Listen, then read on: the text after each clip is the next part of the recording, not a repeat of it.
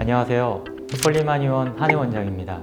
비만이 만병의 근원이 된다는 말을 한 번쯤 들어보셨을 텐데요. 만병의 근원인 비만도 사실 치료가 필요한 질환이지만 한의원이나 병원을 찾기보단 헬스장을 먼저 찾게 되는 것 같습니다. 무작정 활동량만 늘린다고 해서 비만이 해결될까요? 비만이 질환인 이유에 대해서 이야기를 나눠보도록 하겠습니다.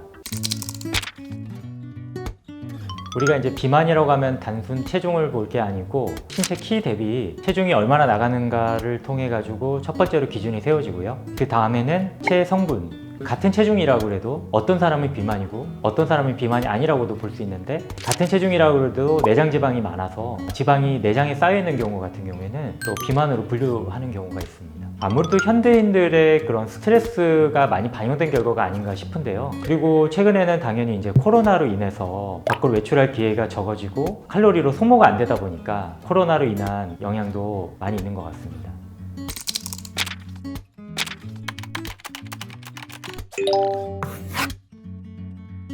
실제로 비만이 각종 성인병의 유발 인자라는 거는 우리가 누구나 아시잖아요. 또 성인병의 암을 유발하는 인자가 되거든요. 그렇기 때문에 비만도 간접적으로는 암의 발병률을 높인다고도 볼 수 있겠습니다. 자가면역 질환이라는 거는 면역 기능의 교란 상태거든요. 비만을 통해서 성인병이 생겼을 경우에도 자가면역 질환에 대한 노출도가 더 증가한다고 볼 수 있습니다.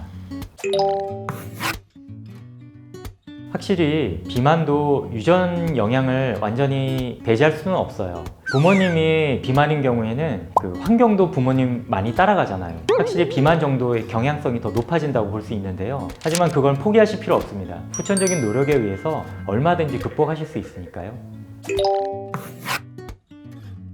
비만인 경우에 확실히 생식 기능에 영향을 준다고 볼 수 있겠는데요. 이거는 남녀 공이 마찬가지입니다. 다낭성 난소증후군을 가진 여성의 경우에는 난임을 유발하는 경우가 많은데요. 남성의 경우에도 비만이 과다할 경우에는 정자 개체수가 떨어진다든지 하는 연구 결과들을 볼 수가 있거든요. 특히 한약적으로 봐서도 비만인 경우에는 하복부가 냉하고 기혈선을 원활하지 않으면 생식기에 어떤 활력이 많이 떨어질 수가 있습니다. 그래서 비만은 생식 기능에는 분명히 안 좋은 영향을 끼친다고 할 수 있겠네요. 식단과 운동뿐만 아니고 스트레스 관리도 굉장히 중요하다고 생각해요. 그리고 의외로 간과하시는 부분들이 수면을 충분하게 취해서 나오는 호르몬이 우리 몸의 체중 조절 기능에도 영향을 미치거든요. 그래서 충분히 잘 주무시는 것도 중요합니다.